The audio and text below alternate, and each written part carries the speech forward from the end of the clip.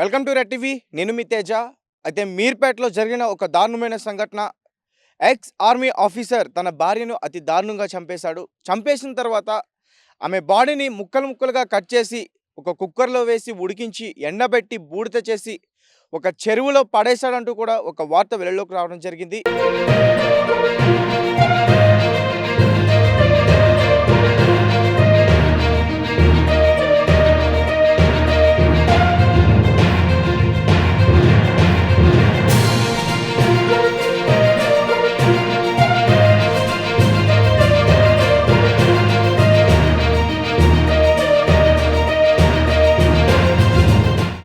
ప్రస్తుతం దీనికి సంబంధించి పూర్తి వివరాలన్నీ కూడా మనం తెలుసుకునే ప్రయత్నం చేద్దాం. ప్రజెంట్ అతను ఏదైతే పోలీసులకి చెప్పాడో ఆ చెరువు దగ్గరికి మనం రావడం జరిగింది. ఇదే జిల్లేలగూడ చెరువు ఇది. సో ఇక్కడ ఒక పార్క్లో ఉంటుంది. ఎర్లీ మార్నింగ్ అందరూ కూడా ఇక్కడికి వచ్చి వాకింగ్ చేస్తూ ఉంటారు. ఈవినింగ్ టైంలో కూడా చాలామంది వస్తూ ఉంటారు. సో పోలీసులకి ఎగ్జాక్ట్గా ఏదైతే స్పాట్ చూపించాడో మనం అదే స్పాట్ దగ్గర అయితే ఇప్పుడు ప్రజెంట్ ఉన్నాం.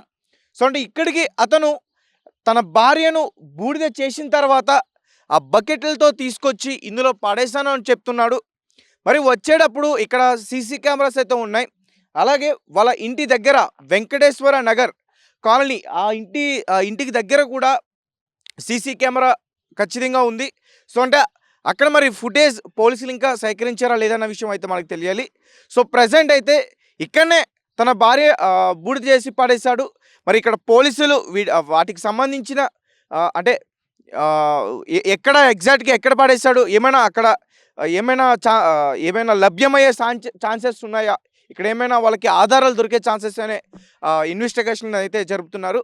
అంటే ఎందుకు ఈ విధంగా అతను చేశాడు, ఏంటి కారణం ఏంటి, భార్యను చంపడానికి గల కారణాలు ఏంటి, ఎంతో అన్యోన్యంగా ఉండే ఆ దంపతుల మధ్య దేనికి విభేదాలు వచ్చాయి, చంపేసేంత కోపం అతనికి ఎందుకు వచ్చింది. ఈ గురుమూర్తి అనే వ్యక్తి డిఆర్డిఓలో ఒక సెక్యూరిటీగా పనిచేస్తున్నాడు.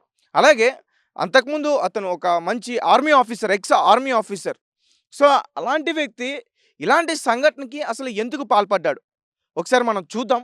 అంటే ఎందుకంటే ఆమె ఏమైనా ఎవరితోనైనా అక్రమ సంబంధం పెట్టుకుందా, అందుకనే ఈ విధంగా అతను ప్రవర్తించాడా, చంపడం కూడా చాలా క్రూరంగా చంపాడు. అంటే పోలీసులకి చెప్తుంది ఏంటంటే తను నేను మా పిల్లలు మేమందరం కూడా కలిసి సంక్రాంతికి వస్తున్నాం, సినిమాకి వెళ్ళాం 14వ తేదీన. వెళ్ళొచ్చిన తర్వాత పిల్లల్ని అమ్మమ్మ ఇంటి దగ్గర వదిలిపెట్టేసి తర్వాత మేము ఇంటికి వెళ్ళాం. ఇంటికి వెళ్ళిన తర్వాత మా ఇద్దరి మధ్య గొడవ జరిగింది. గొడవ జరిగిన క్రమంలో ఆమె తన తాళిబొట్టును తీసి నా ముఖాన విసిరు కొట్టింది. నాకు కోపం వచ్చి ఒక్కసారిగా నేను ఆమెను గోడకేసి కొట్టాను. కొట్టిన తర్వాత ఆమె స్పృహ తప్పి పడింది అనుకున్నా. కింద పడిపోయిన ఆమె ఎంతసేపు చూస్తున్నా పైకి లేకపోవడంతో వెంటనే నేను ఆమె దగ్గరికి వెళ్ళాను. వెళ్ళిన తర్వాత ఆమె స్పృహ తప్పలేదు, చనిపోయిందన్న విషయం నేను నిర్ధారించుకున్నాను. సో నేను శవాన్ని ఎలా అయినా సరే మాయం చేయాలి, పోలీసులకి ఎటువంటి ఆధారాలు దొరకకుండా ఆ శవాన్ని మాయం చేయాలి, నేను నిర్దోషిగానే ఈ విషయంలో ఉండాలని చెప్పేసి డెసిషన్ తీసుకున్నాను.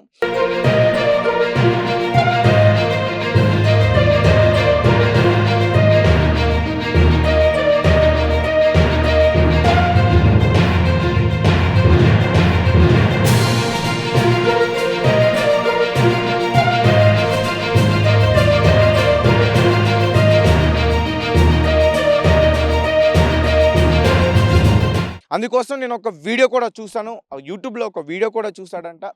శాంపుల్గా ఒక కుక్కను కూడా అట్లా చేశాడని చెప్పేసి అంటున్నారు. అది ఎంతవరకు వాస్తవం అనేది అయితే మనకు తెలియదు. బట్ వాళ్ళ ఇంటి నిండా చూస్తే అంటే కుక్కర్ కనిపించింది, ఒక పక్క బకెట్స్, ఆ హీటరు ఇవన్నీ కూడా కనిపించాయి. అంటే ఆ చనిపోయిన తర్వాత తన బాడీ పార్ట్స్ అన్నిటిని, చేతులని, కాళ్ళని అవన్నీ కూడా ముక్కలు ముక్కలుగా చేశాడంట.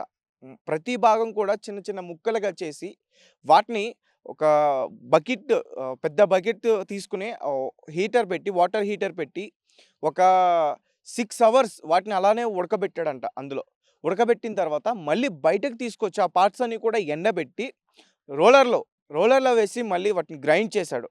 మొత్తం కూడా అవి మొత్తం పొడి పొడిగా అయిన తర్వాత మళ్ళీ వాటిని ఒక 2 బకెట్లోకి తీసుకుని ఆ పొడి అయిన దాన్ని తీసుకొచ్చి ఇదే చెరువులో కలిపేశానని అతను పోలీసులకైతే చెప్పడం జరిగింది.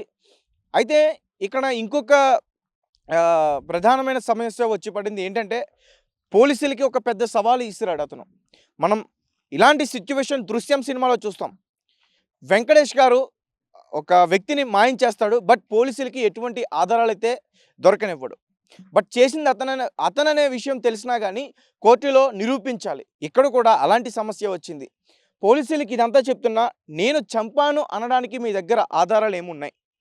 ప్రూఫ్స్ ఏమున్నాయి?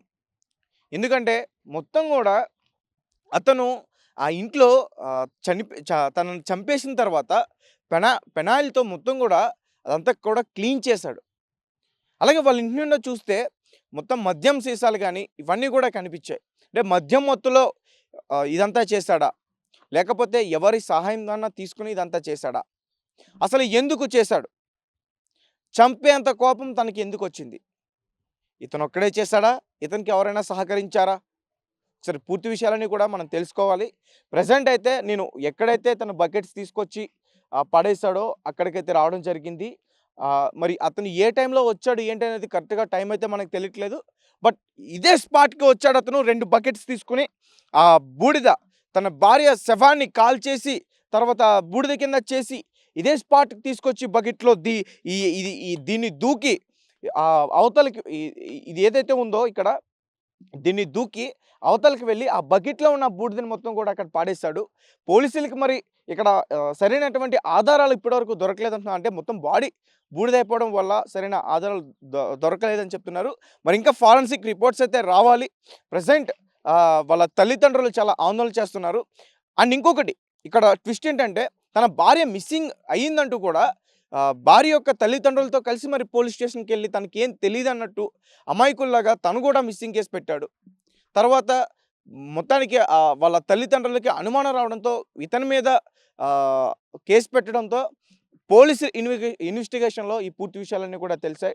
ఒక్కసారిగా హైదరాబాద్ మొత్తం కూడా ఉలిక్కిపడింది. ముఖ్యంగా ఈ వెంకటేశ్వర నగర్ కాలనీకి సంబంధించిన వాళ్ళందరూ కూడా చాలా భయాందోళనకి గురవుతున్నారు. ఇంత క్రూరంగా చాలా దారుణంగా చంపేశాడు. చంపిన తర్వాత కుక్కర్‌లో ఉడకబెట్టడం ఏంటి అసల?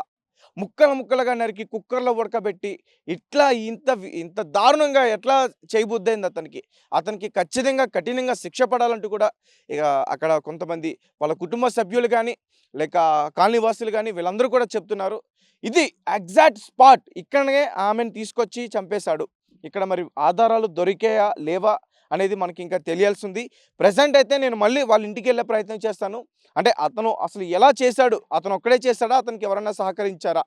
అతను అంటే ఏ మత్తులో చేశాడు? మద్యం సీసాలైతే అక్కడ దొరకడం జరిగినాయి. ఆ మద్యం మత్తులో ఏమైనా ఈ విధంగా చేశాడా? 14వ తారీఖున సంక్రాంతికి వస్తున్నాం, సినిమాకి వెళ్ళాం. సినిమాకెళ్ళొచ్చిన తర్వాత